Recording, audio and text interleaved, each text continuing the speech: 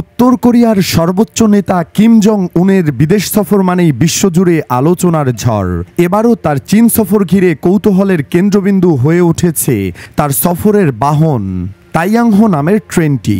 উত্তর কোরিয়ার নেতা কিম জং উন রাজধানী পিয়ংইয়ং থেকে তার চিরচেনা সবুজ রঙের ব্যক্তিগত ট্রেনে করে চীনের রাজধানী বেইজিংয়ে পৌঁছেছেন। ধীরগতির হলেও বিশেষভাবে নকশা করা এই ট্রেনটি উত্তর কোরিয়ার নেতারা কয়েক দশক ধরেই ব্যবহার করছেন। কেন অত্যাধুনিক বিমানের এই যুগে কিম ট্রেনে যাতায়াত করেন, কি কি বিলাসবহুল সুযোগ সুবিধা আছে ট্রেনটিতে, বিস্তারিত জানতে ভিডিওটির শেষ পর্যন্ত আমাদের সঙ্গেই থাকুন। বিশেষজ্ঞদের মতে উত্তর কোরিয়ার পুরনো যাত্রীবাহী উড়োজাহাজের তুলনায় এই বুলেট প্রুফ ট্রেন অনেক বেশি নিরাপদ ও আরামদায়ক। এই ট্রেনের ভেতরে কিমের বিশাল সফর সঙ্গী, নিরাপত্তাকর্মী, খাবার ও অন্যান্য সুবিধার বন্দোবস্ত রয়েছে। পাশাপাশি আছে কোনো বৈঠকের আগে আলোচ্য বিষয় বা এজেন্ডা নিয়ে আলাপ আলোচনার জায়গা।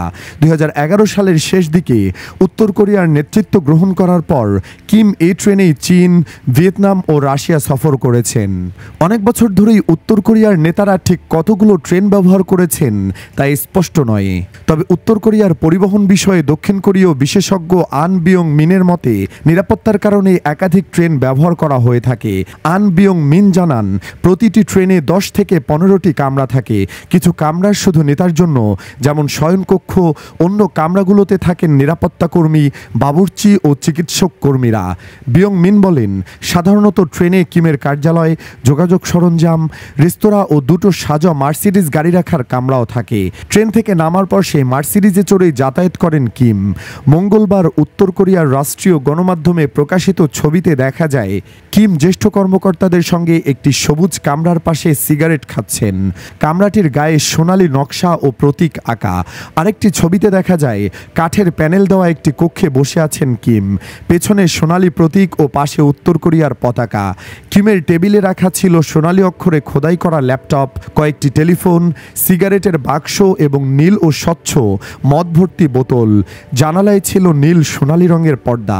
ট্রেনের কামরা দেখে মনে হয়েছে এটি কোনো সাধারণ ট্রেন নয়, যেন ভিআইপি কোনো হোটেলের রুম। 2018 সালে উত্তর কোরিয়ার রাষ্ট্রীয় টেলিভিশনে প্রচার করা এক ভিডিওতে দেখা যায় প্রশস্ত এক কামরায় গোলাপি সোফার সারির মধ্যে বসে চীনা শীর্ষস্থানীয় কর্মকর্তাদের সঙ্গে বৈঠক করছেন কিম। 2020 সালে টাইফুনে ক্ষতিগ্রস্ত এলাকা পরিদর্শনে যাওয়ার সময় টেলিভিশনের ফুটেজে দেখা যায় ট্রেনের এক কামরায় ফুল আকৃতির আলো আর জেব্রা প্রিন্ট দেওয়া কাপড়ের চেয়ার। রুশ কর্মকর্তা কনস্টান্টিন পুভিলোভস্কি তার 2002 সালের বই অরিয়েন্ট এক্সপ্রেসে কিমের বাবা কিম জং ইল ট্রেনে করে মস্কো যাওয়ার 3 সপ্তাহের যাত্রার চিত্র তুলে ধরেন। তাতে লেখা হয়েছে, সফরে কিম ইল ফ্রান্সের প্যারিস থেকে আনা ওয়াইন ও জীবন্ত লবস্টার পরিবেশন করেছিলেন ট্রেনটিতে। তবে ভারী নিরাপত্তা সরঞ্জামের কারণে সর্বোচ্চ গড় গতি ঘন্টায় মাত্র 50 কিলোমিটার। দক্ষিণ কোরিয়ার বিশেষজ্ঞ আন জানান, 2023 সালের রাশিয়া সফরে প্রেসিডেন্ট ভ্লাদিমির পুতিনের সঙ্গে বৈঠকের সময় কিমের ট্রেনকে সীমান্ত স্টেশনে চাকা বদলাতে হয়েছিল, কারণ রাশিয়া ও উত্তর কোরিয়ার রেল লাইনের মাপ এক নয়। চীনের ক্ষেত্রে এমন দরকার হয় না, তবে সীমান্ত পার হওয়ার পর স্থানীয় রেল ব্যবস্থার সঙ্গে খাপ খাওয়াতে ও সংকেত বোঝার সুবিধার্থে ট্রেন টেনে নেয় চীনের ট্রেনের ইঞ্জিন। এ তথ্য দেন দক্ষিণ কোরিয়ার সাবেক রেল প্রকৌশলী কিম হান তাই। তিনি উত্তর কোরিয়ার রেলপথ নিয়ে বই লিখেছেন। সাম্প্রতিকতম এই সফরে চীনের প্রেসিডেন্ট শি জিনপিং এর সঙ্গে বৈঠক করেছিলেন কিম।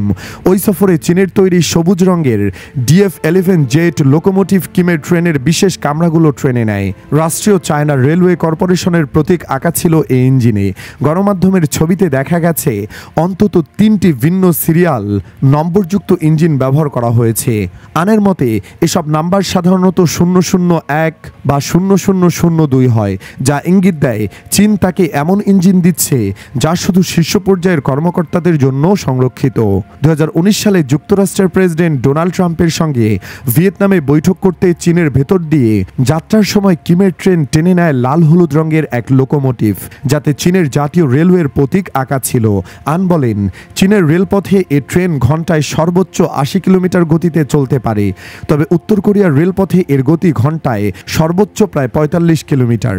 উত্তর কোরিয়ার প্রতিষ্ঠাতা নেতা কিম ইল সুং অর্থাৎ কিম জং উনের দাদা 1994 সালে মৃত্যুর আগ পর্যন্ত নিয়মিত ট্রেনে করে বিদেশ সফর করতেন।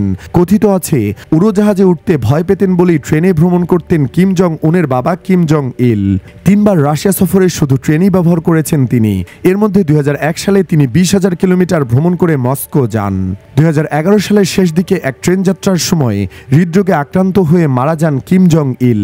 তার ব্যবহৃত সেই কামরা এখনও তার সমাধিক্ষেত্র হিসেবে প্রদর্শিত হচ্ছে। সুপ্রিয় দর্শক, পাগলাটে নেতা কিম জং উনের এমন উদ্ভট কাণ্ডকারখানা কেমন লাগছে আপনার কাছে জানিয়ে দিন কমেন্ট বক্সে। ধন্যবাদ।